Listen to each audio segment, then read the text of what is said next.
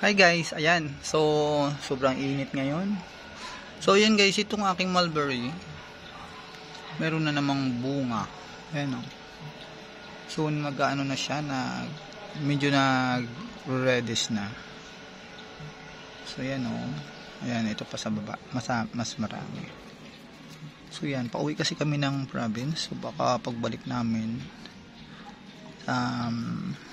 ilang days na lang ba? About a week na lang. So sana bago mag 21 ay pwede na siyang i-harvest. So yan, siguro mga ilan to? Isa, dalawa, 5, 8, mga 13 pieces dito. So yan. Tapos guys, yan, meron din dito 2 puno kasi ito. So, medyo lumaki yung mga ano niya. Ito marami din to. Mga 9, mga 10 pieces yung bunga niya. Ayan. So, yan, tanim kayo nito. Napakadali rin siyang buhayin. And then, ayan, meron ako mga hanay dito. As you can see. Yan, mga bago ko itong propagate.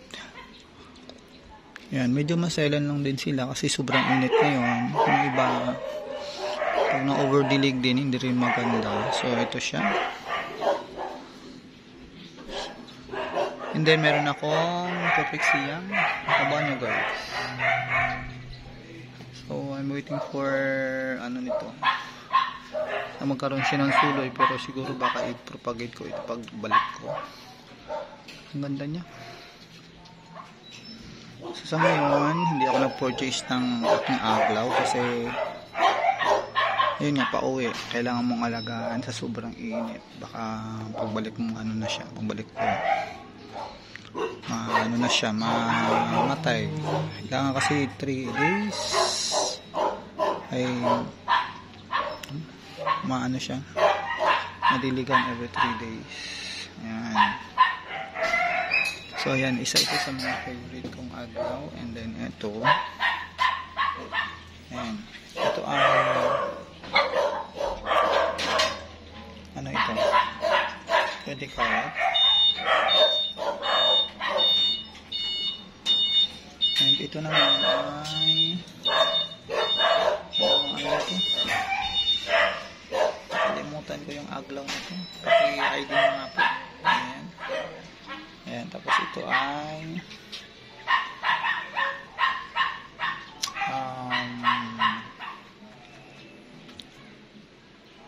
wala na sa isip ko yung mga IDs nito.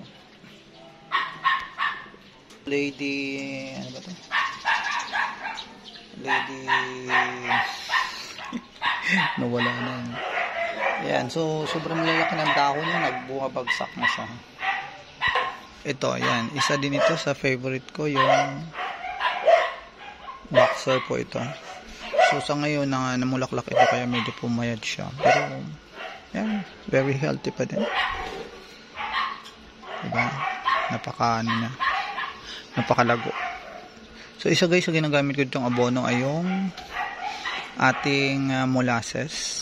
Yan, pwede rin sugar lang na yung pulang-pula. Ayan guys. So, ayan guys. Ayan, tanim po tayo.